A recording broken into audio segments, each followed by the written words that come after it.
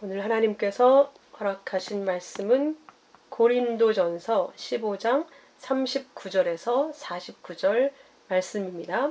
고린도전서 15장 39절부터 49절 말씀을 함께 읽어보겠습니다. 시작. 육체는 다 같은 육체가 아니니 하나는 사람의 육체요 하나는 짐승의 육체요 하나는 새의 육체요 하나는 물고기의 육체라.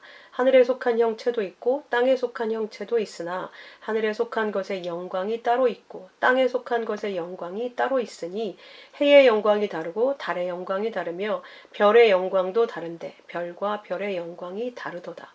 죽은 자의 부활도 그와 같으니 썩을 것으로 심고 썩지 아니할 것으로 다시 살아나며 욕된 것으로 심고 영광스러운 것으로 다시 살아나며 약한 것으로 심고 강한 것으로 다시 살아나며 육의 몸으로 심고 신령한 몸으로 다시 살아나나니 육의 몸이 있은즉 또 영의 몸도 있느니라. 기록된 바 첫사람 아담은 생령이 되었다 함과 같이 마지막 아담은 살려주는 영이 되었나니 그러나 먼저는 신령한 사람이 아니요 육의 사람이요 그 다음에 신령한 사람이니라.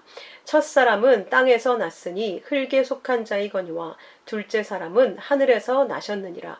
무릇 흙에 속한 자들은 저 흙에 속한 자와 같고 무릇 하늘에 속한 자들은 저 하늘에 속한 자와 같으니 우리가 흙에 속한 자의 형상을 입은 것 같이 또한 하늘에 속한 이의 형상을 입으리라. 아멘. 오늘 이 말씀 본문으로 하늘의 새에 대해서 오늘은 그 독수리에 대해서만 하면 되는데요. 독수리와 함께 오늘 고린도전서 15장 본문의 의미를 병행해서 함께 살펴보려고 이 본문을 선택을 했습니다. 자, 제목은 하늘에 속한 영광. 주보에는 하늘에 속한 것의 영광 이렇게 되어 있는데 하늘에 속한 영광이라는 제목으로 하나님의 말씀을 함께 나눠보도록 하겠습니다. 오늘 본문은 하늘에 속해 있는 성경에 나타나 있는 새에 대해서 저희가 공부를 하고 있습니다. 하늘에 속해 있는 새 중에서 다른 것들은 다 살펴보았고 성경에 나타나 있는 새는 다 살펴봤고 마지막 남은 새가 바로 독수리입니다. 그래서 오늘은 독수리에 대해서 말씀을 시작하도록 하겠습니다. 우리가 알고 있는 것처럼 독수리 하면 모든 하늘에 나는 새들의 제왕입니다. 독수리는 아주 뛰어난 시력을 가지고 있고 엄청난 고도로 날 수 있으며 그 시력이 뛰어나기 때문에 얼마나 사냥에도 뛰어나겠습니까? 이런 대단한 능력을 가지고 있습니다. 그래서 독수리는 성경 처음부터 계시록 마지막까지 등장을 하는 그런 새이기도 하죠. 그 독수리는 이런 뛰어난 새임에도 불구하고 이 땅에서 썩은 고기를 먹기 때문에 레위기에는 부정한 동물로 속해 있습니다. 여러분, 이게 좀 이상하게 느껴지지 않으십니까? 이 독수리에게는 이런 대단한 능력이 다 갖추어져 있어요. 그래서 하늘의 제왕이라고 표현할 만큼 대단한 능력의 새인데 왜 썩은 고기를, 죽은 고기를 먹을까? 그래서 왜 부정한 동물로 구별이 될 수밖에 없을까? 이런 의문이 드시죠? 저도 당연히 그런 의문을 가졌습니다. 그런데 역시 이 안에 진리가 담겨 있었습니다. 하늘의 제왕, 부족할 것이 없는 완전한 그 왕이 이 땅의 죄로 죽어서 썩은 것에 불과한 우리를 먹어서, 다시 말하면 죽여서 죄와 상관없는 우리로 다시 태어나게 하신 그 예수 그리스도, 그분을 나타내기 위해서 이 독수리라는 새가 존재한다는 것을 우리가 알 수 있습니다.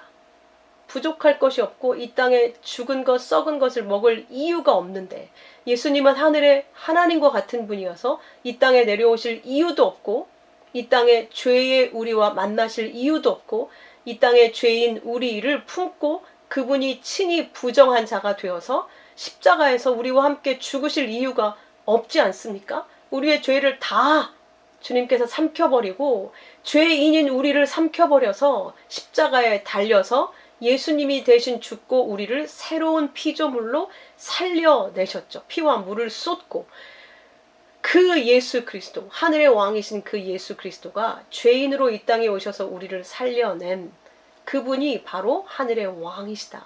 이걸 설명하기 위해 독수리라는 피조물이 있는 겁니다. 까마귀도 마찬가지죠. 죽은 고기를 먹는 새, 색도 까맣게 되어서 우리는 부정한 동물로 여기죠. 그러나 우리는 압니다. 모든 새들 중에 지능이 가장 뛰어난 새가 바로 까마귀라는 걸 알게 됐지 않습니까? 그런 모든 지혜에 뛰어난 그 예수 그리스도께서 왜 죽은 고기가 되었는가? 죽은 고기를 먹는 새처럼 이 땅에 오셨는가? 오레브라는 까마귀 어근이 보증서다, 담보물이 되다, 이런 뜻을 갖고 있단 말입니다. 왜 이런 뜻을 여기에 담아 두셨겠습니까? 얘들아, 까마귀를 통해서, 독수리를 통해서 그냥 부정한 것 이렇게 보지 말고 우리를 위해 부정한 자가 되셔서 우리를 정결케 하신 그 은혜를 바라봐라. 그래서 이렇게 까마귀, 독수리를 통해서 우리에게 가르쳐 주신 겁니다. 우리는 이런 걸 피하고 깨끗한 비둘기로 있고 싶잖아요. 그런데 사실 비둘기가 얼마나 지저분한 존재인지 아시죠? 그런데 비둘기를 들어서 우리의 지저분함에도 불구하고 어떻게 우리를 하늘에 깨끗한 새로 만드셨는지, 그 안에도 그 은혜가 물론 들어있지만 이렇게 우리가 싫어하고 더러운 것으로 여기고 아닌 것으로 여기는 그런 것 안에도 진리가 담겨 있다는 걸 반드시 우리는 알아보고 알아듣게 돼 있다는 거죠. 그 눈을 가진, 어둠을 통해 빛을 보고 악을 통해 선을 보는 그 하나의 눈을 갖는 게 바로 진리의 눈을 가진 하나님의 백성입니다.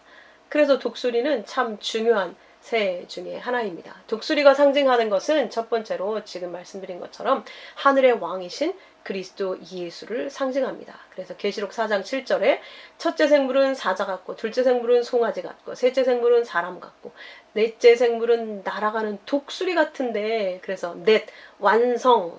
이 땅에서는 사자, 송아지, 사람같이 보이지만 실제로 그분은 하늘의 하나님이시다. 그래서 네 번째가 바로 날아가는 독수리. 이 땅에 앉아있는 독수리 아니고 날아가는 독수리라고 결론을 짓고 있습니다. 그래서 요한복음이 그 날아가는 독수리에 대해서 기록한 복음이 아닙니까? 그렇게 이 땅에서는 죄인의 육을 입고 예수님이 오셔서 그런 모습을 가지고 있었지만, 땅적 존재의 모습으로 오셔서 사람처럼 죽으셨지만 부활하셔서 하늘로 승천하신 주님은 하늘의 왕이시요 하나님이시다.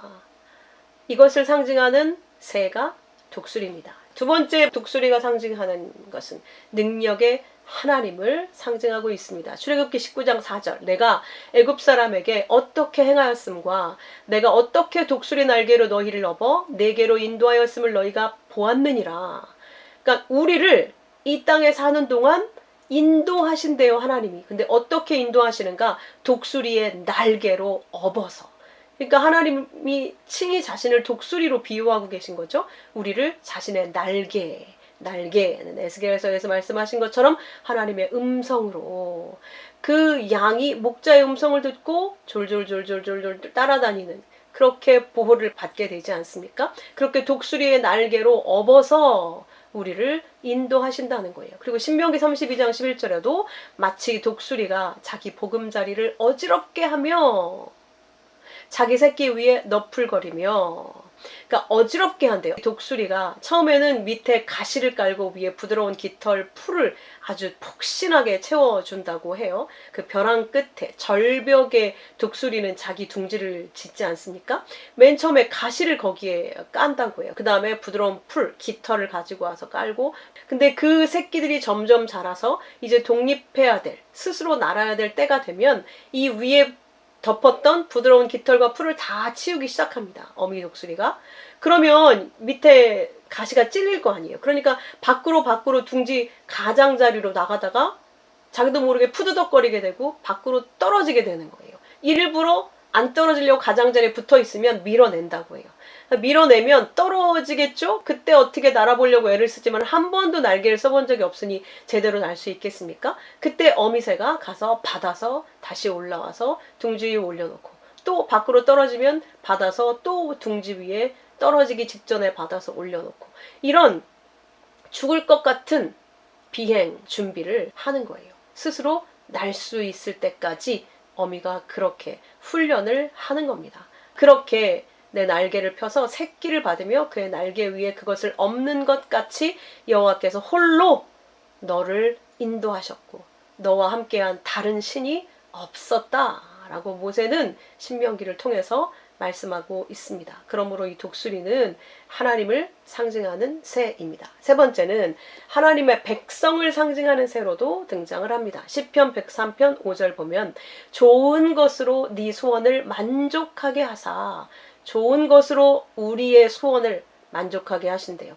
근데 이 소원이라는 단어가 장신구, 장식이라는 그런 원어거든요. 그러니까 하나님의 선으로 토브, 하나님의 선은 뭐예요? 하나님의 사랑, 하나님의 생명, 하나님의 말씀으로 우리를 장식하신대요. 우리를 채우신대요. 아름답게 만드신대요. 그래서 만족스럽게 하신대요. 하나님이 자신의 말씀으로, 말씀 안에는 하나님의 사랑과 생명이 있잖아요. 그것으로 우리를 가득 채우고 장식하셔서 우리로 만족하게 하신대요. 그래서 네 청춘을 독수리처럼 새롭게 하시는도다. 새롭게 하신다. 새 것이 되게 만든다. 이런 뜻이고 다시 세운다. 이런 뜻이거든요. 다시 세운다는 거예요. 이전에 죽을 수밖에 없는 그 죄의 육을 다 부수고 새 것으로 다시 세운다는 거죠. 이것을 이사야 40장 31절에서는 이렇게 표현합니다. 오직 여호와를 앙망하는 자는 새 힘을 얻으리니 독수리가 날개치며 올라감 같을 것이요. 독수리가 날개치며 올라감 같은 새 힘, 그 힘을 주신다는 거예요. 하나님을 앙망하는 자는 새 힘을 얻는다는 거예요. 아무리 지쳐서 쓰러져서 날 힘이 없어서 바닥에 고꾸라치는 상황에 있을지라도 다시 날아 올라갈 수 있는 새 힘을 주신다는 거예요. 그래서 다른 박질해도 곤비치 않고 걸어가도 피곤치 아니하리로다. 이 땅의 삶은 우리를 날마다 곤비하게 만들고 날마다 피곤하게 만들어요. 왜? 이 땅은 수고로 살아야 되기 때문이잖아요. 거저 얻을 수 있는 게 아무것도 없습니다. 그리고 거기에 우리의 욕망까지 더해져서 쉴 틈을 주지를 않아요. 그러니까 이 땅의 모든 사람은 안식이 없어요. 안식을 누리고 조금이라도 쉬는 시간을 가지면 은근히 불안과 두려움으로 절대 쉬지를 못하는 게 이 땅에 살고 있는 사람들입니다. 안식이 없어요. 그래서 피곤할 수밖에 없고 정말 곤고할 수밖에 없어요. 그런데 그들에게 하나님께서 새 힘을 주신다는 거예요. 새 힘. 그게 무슨 힘이겠습니까? 하나님의 사랑. 그걸 주시는 거예요. 하나님의 마음을 우리에게 주셔서 우리를 만족하게 하시는 거예요. 이 세상에서는 줄 수 없는 변함도 없고 영원한 그 사랑을, 그 기쁨을 주시는 거예요. 뭘 통해서? 말씀을 통해서. 그래서 우리를 그 믿음으로 살게 하시는 거죠.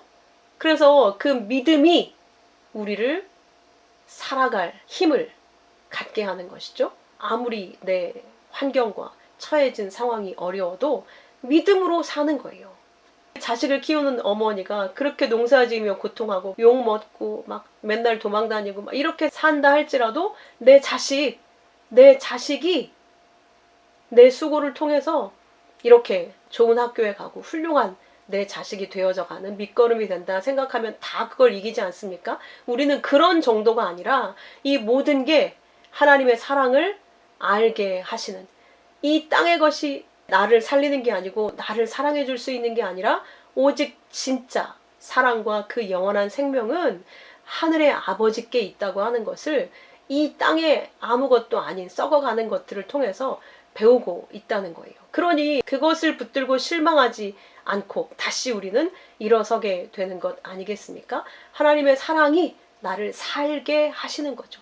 아버지의 사랑, 그 부모의 사랑만 있으면 아무리 환경이 어려워도 그 어린 아기가 굶으면서도 그 아버지 어머니의 사랑으로 잘 이겨내 가는 것처럼 우리는 그렇게 살아가게 된다는 것이죠. 내가 내 자신에 대한 그 정체성이 분명해지기 때문에 나는 누가 뭐래도 내 처한 환경이 아무리 비참하고 비통해도 나는 하늘의 왕이신 하나님의 아들이다. 그 자식이다. 잠깐 내가 여기에 훈련와서 고생하는 건 너무 지극히 당연한 것으로 받아들이기 때문에 넉넉히 새 힘을 얻어서 그 여호와를 앙망하는 힘으로 이 정체성이 우리가 이 모든 어려움을 믿음으로 이겨낸다는 것이죠. 그래서 계시록 12장에도 14절에 그 여자가 교회를 말하는 것이죠. 큰 독수리의 두 날개를 받아 광야에 자기의 곳으로, 우리가 있는 곳이 광야란 말이에요. 그런데 독수리의 날개를 받았으니까 내가 독수리라는 얘기 아니겠습니까? 그 뱀의 낯을 피하여 한때 두때 반때 양육을 받는다는 거예요. 이 땅에 살아갈 동안 그 뱀에게 먹히지 않고 그 뱀의 거짓에 속지 않고 넉넉히 거기서 양육을 받는다는 거예요. 이렇게 우리는 하늘에 속한 자들이다를 독수리를 통해서 보여주시려고 성경에 처음부터 끝까지 독수리가 있는 겁니다. 그러므로 얘들아, 레위기 11장 44절에 말씀하십니다. 나는 여호와 너희의 하나님이라. 내가 거룩하니 너희도 몸을 구별하여 거룩하게 하고 땅에 기는 길짐승으로 말미암아 스스로 더럽히지 말라. 이미 하늘을 날 수 있는 날개를 내가 너에게 주었어. 독수리같이 되게 했어. 나처럼. 그러니까 너는 절대 땅에 기는 짐승으로 말미암아 그런 자들처럼의 삶을 바라서 땅에 있는 것을 좋아해서 땅에 길짐승처럼 살 수 없다. 그렇게 너희를 더럽히면 안 된다. 이렇게 말씀하시는 것이죠. 세상은 하나님이 아무리 그 날개를 줘도 날지 않고 땅만 보고 산다는 거예요. 그런데 너희는 절대 그럴 수 없다. 그 날개를 퍼덕여서 하늘로 올라와라. 그렇게 말씀하시는 겁니다. 나는 너희의 하나님이 되려고 너희를 애굽 땅에서 인도하여 낸 여호와라. 그래서 내가 너희를 꺼낸 거야. 이 지옥에서, 이 땅에서, 애굽에서, 바벨론에서. 내가 거룩하니 너희도 거룩하라. 하늘적 존재들로 내 날개 위에서 살아라. 내 언약 붙들고 살아라. 진리의 존재로 하늘에서 땅을 내려다보며 살아라. 이렇게 말씀하십니다. 이 말은 날개를 받았어도 날지 않는 존재들이 있다는 이야기인 것이죠. 날개를 받았으면서도 날지 못하는 것. 그게 바로 날지 못하는 새입니다. 날개가 있는데 날지 못하면 어떻게 되겠습니까? 이게 굉장히 날개가 무거운 짐이 됩니다. 근데 그 무거운 짐, 이거를 계속 사용하고 있지 않으면 결국 퇴화되겠죠. 그 예가 말씀을 받았으나 소돔을 나가고 있지 않았던 롯의 아내입니다. 말씀을 주었죠. 빨리 나가라. 심판이 떨어진다. 그 말씀의 날개를 붙잡고 나갔어야 되는데 뒤를 쳐다봤어요. 아쉬운 거예요. 내가 거기에 두었던. 내 마음은 여전히 이 땅에 있는 거죠. 하늘로 올라가야 될 자가 또 있죠. 기름을 준비하지 않고 있던 5 처녀. 이 기억하시죠? 천국은 마치 등을 들고 신랑을 맞으러 간 10 처녀와 같다고 말씀하시면서 5은 미련하고 5은 슬기 있었다고 하죠. 5은 미련했어요. 뭐가 미련하다는 것이죠? 이 세상에 대해? 아니요. 진리에 대해, 하나님에 대해 무지했다는 얘기예요. 하나님의 말씀에 대해 무지했다는 뜻이죠. 그래서 그 미련한 자들은 등을 갖고는 있는데 하나님이 성경은 모두에게 주시지 않았습니까? 다 가지고 있어요. 원하기만 하면. 수많은 사람들이 교회에서 그 말씀을 듣고 있어요. 오늘도 마찬가지로. 그런데 기름은 가지고 있지 않더라. 말씀은 맨날 듣는데, 맨날 읽고 외우고 말씀을 너무 잘 알고 있는데 수십 번 수백 번 읽었는데 그 말씀이 영원히 꺼지지 않는 내 생명의 빛이 되지 못하더라. 행위로 읽어서 어떤 때는 그게 내 생명이 되는 것 같아. 어떤 때는 내게 죄책감을 줘요.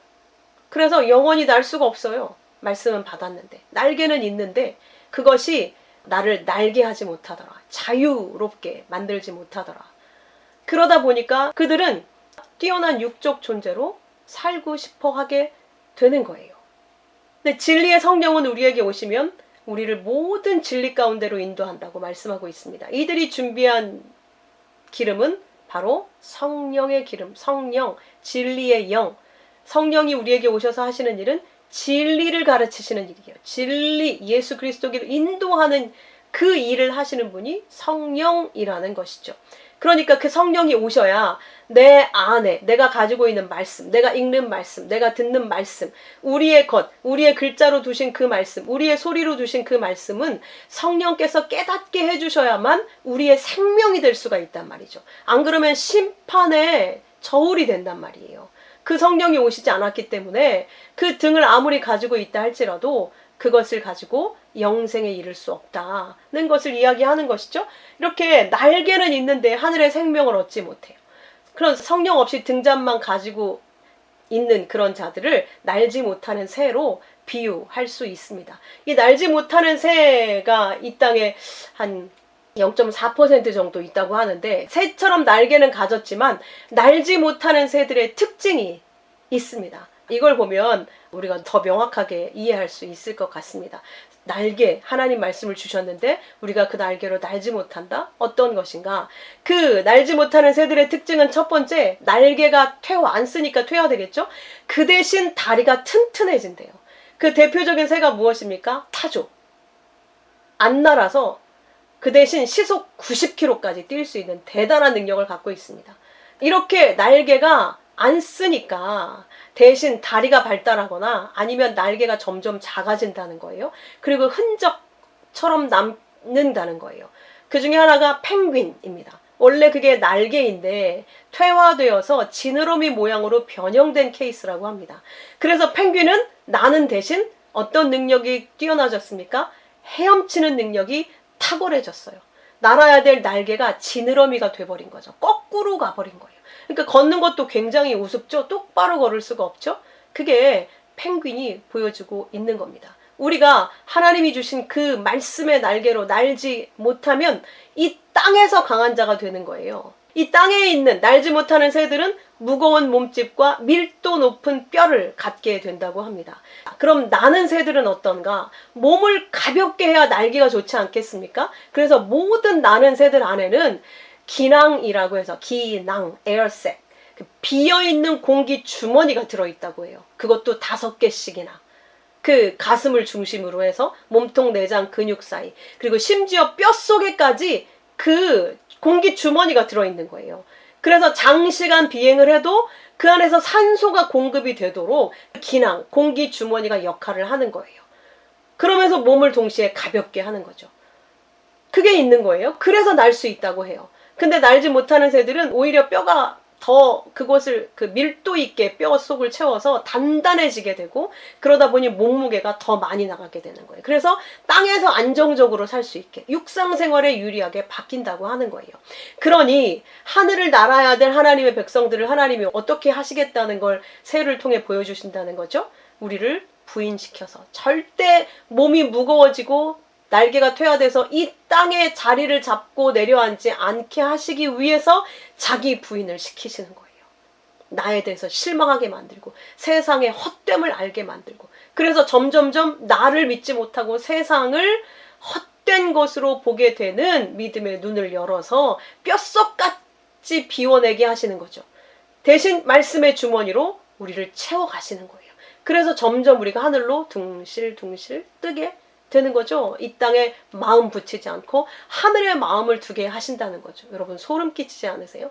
이렇게 만드셨어요. 피조물들을 일부러 우리가 알라고.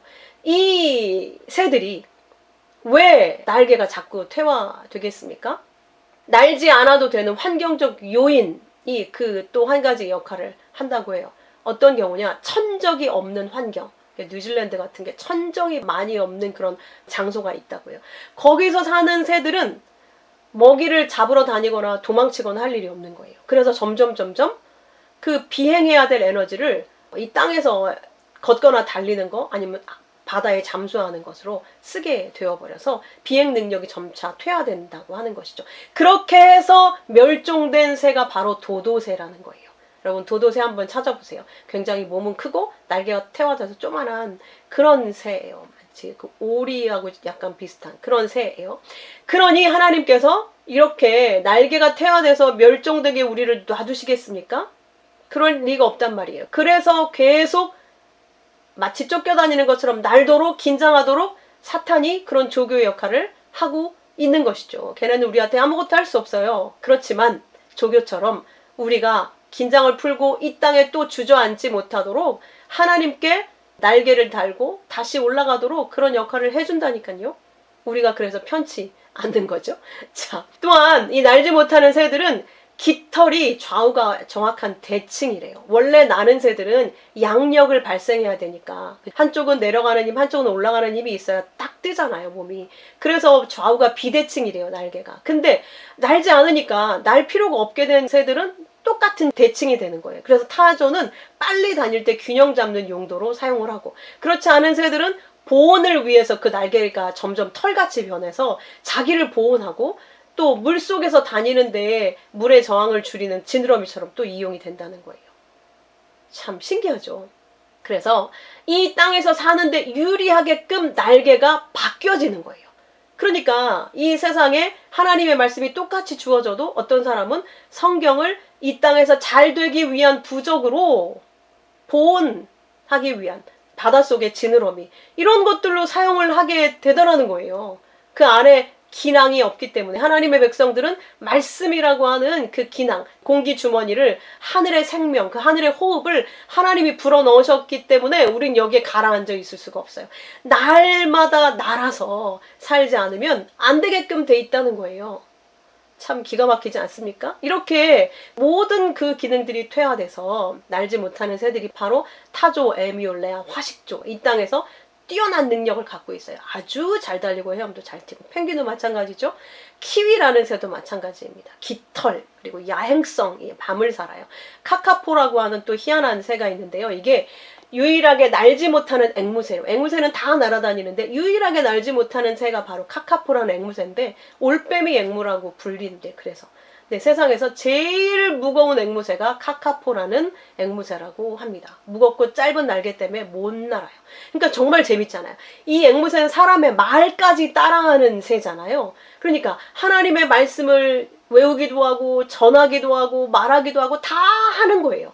그런데 너무 몸이 무거워, 세상에서 가장 무거운 앵무새가 되어서 하나님의 말씀은 너무나 따라서 이렇게 잘하는데 실제 그 말씀이 날개가 되어서 그를 날게 만들어서 하늘의 생명을 누리게 하지 못하더라. 그들이 누굽니까? 인본주의자들, 행위주의자들, 율법주의자들, 그런 거잖아요. 진리의 날개를 가진 자들만 날게 하시는 거예요. 그래서 고린도전서 15장 39절에 오늘 읽을 말씀처럼 육체가 다 같은 육체가 아니라는 거예요. 사람의 육체가 있고 짐승의 육체가 있어요. 사람의 육체. 우리가 짐승으로 태어나지 않고 이런 사람의 몸을 갖고 있는 걸 굉장히 기쁘게 생각하잖아요. 자부심을 갖고 있잖아요. 내가 짐승이 아닌 거에 대해서. 하나는 새의 육체로 만들고 하나는 물고기의 육체로 만들었다는 거예요.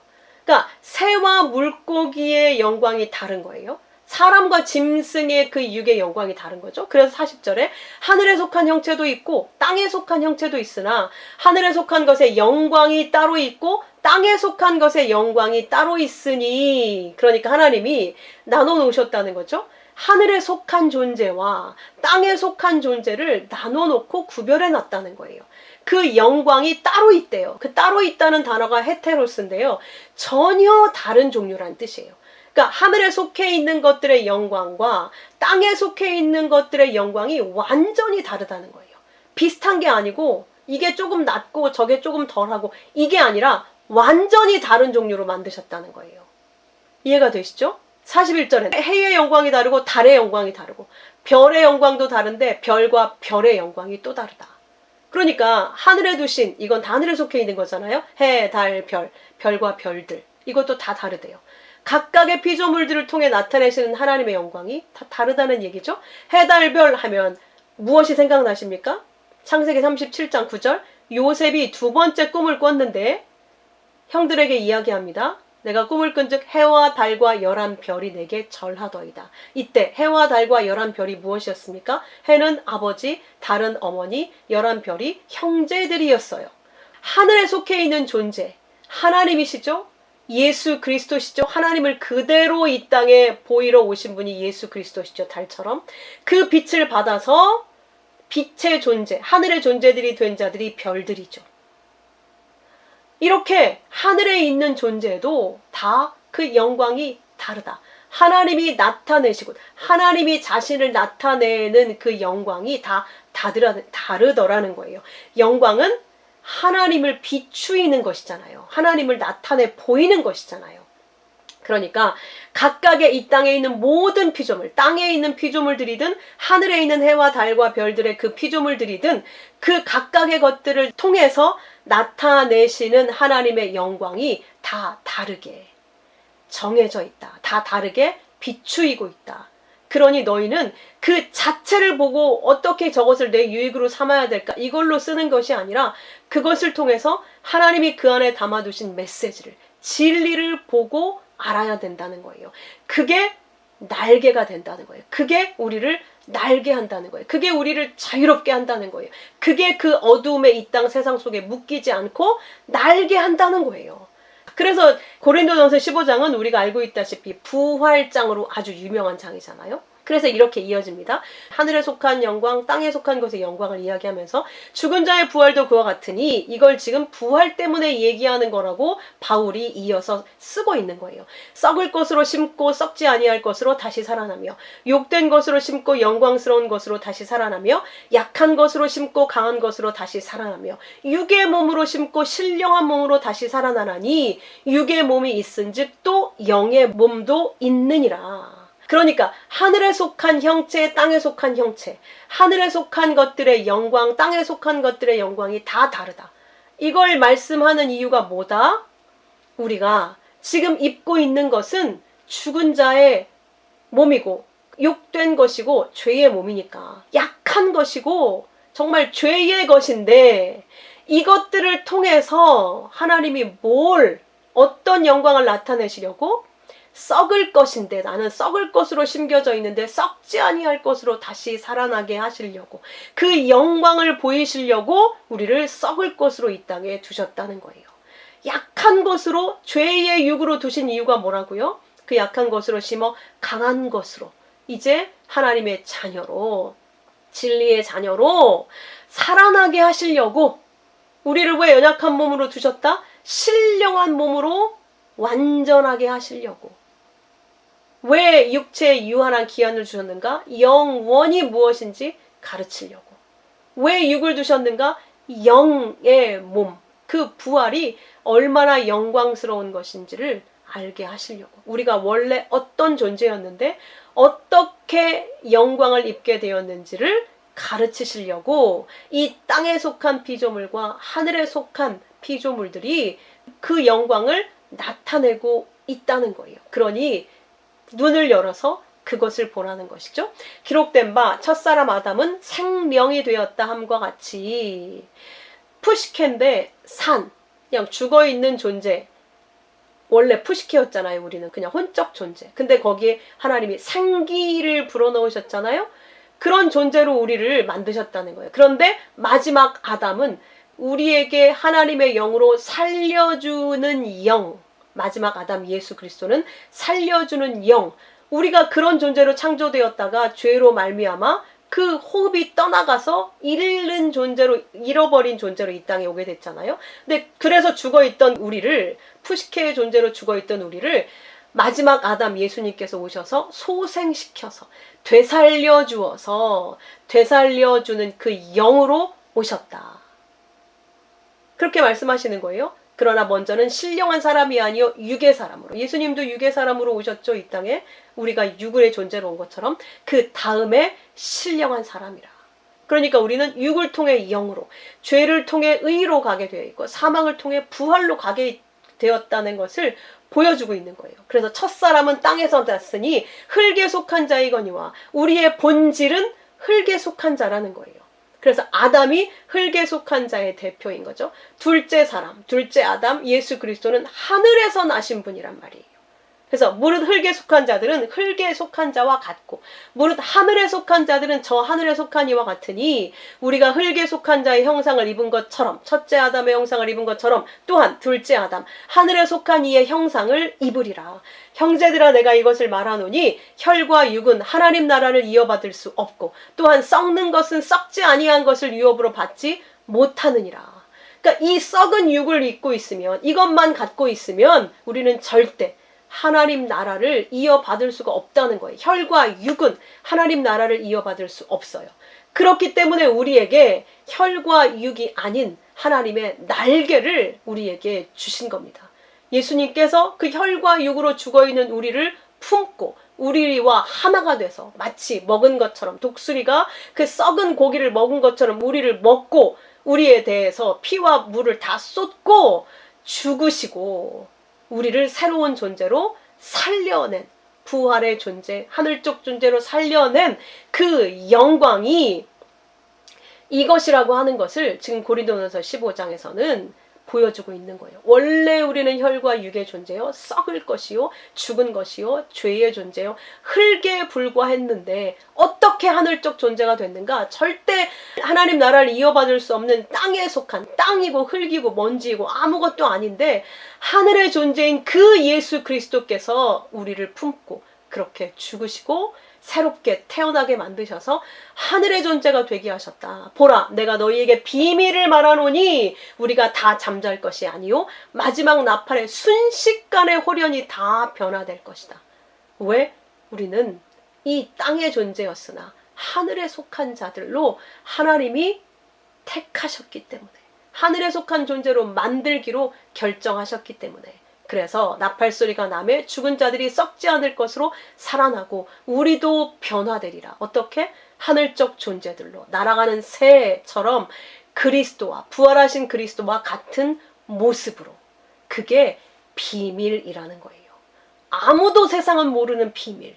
우리에게 그 비밀을 가르쳐 주신 거예요. 그래서 하늘의 새들을 너희에게 주신 거야. 하늘의 새들을 볼 때마다, 하늘을 바라볼 때마다 내가 저렇게 하늘적 존재들로 살겠구나. 그 부활의 영광스러운 그 몸의 영광이 얼마나 놀랍고 아름답고 정말 기가 막힐 것인지 상상해보라는 거예요. 생각해보라는 거예요. 그래서 이 땅의 것, 이 땅에서 몸을 부풀려서 이 땅에서 잘 나가는 것으로 그 날개를 태화시켜서 이 땅에서 유리하게 이 땅의 왕으로 살기 위해서 그 날개를 이용하고 사용하지 말라는 거예요. 그렇게 되어서는 안 된다는 거예요. 그러므로 하나님께서 지으신 모든 것이 선함에 감사함으로 받으면 버릴 것이 없습니다.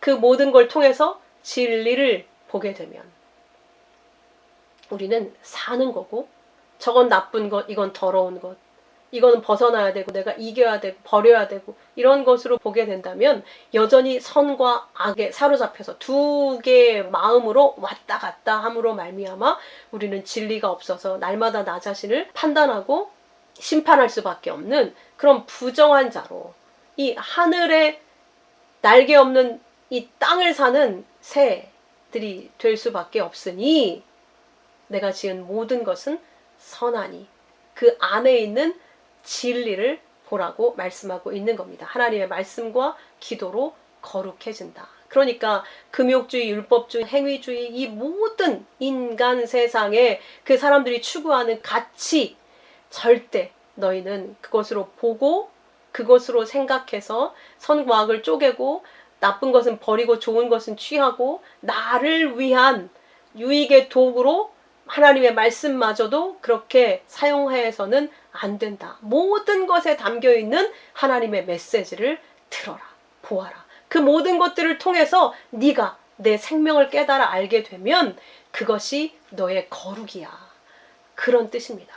그렇게 하나님은 땅의 짐승을 통해서 우리의 본성과 유한함을 깨닫게 하셔서 새를 통해서는 부활의 자유를 주시겠다는 약속을 보이고 계신 것이고, 육을 통해서는 수고와 슬픔을 경험하게 만드셔서 영의 안식과 평안을 구하도록 만드셨다는 것, 죽음의 고통을 통해서 영원한 생명의 기쁨을 바라보게 하신 것이 하나님의 뜻이라는 것, 죄의 고통을 통해 그리고 또 그 두려움을 통해서 하나님의 긍휼과 은혜와 그 구원이 얼마나 큰 것인지를 우리에게 알게 하시기 위해서 가르치고 계신 것이라는 것을 오늘 이 말씀을 통해서 우리가 알 수 있습니다.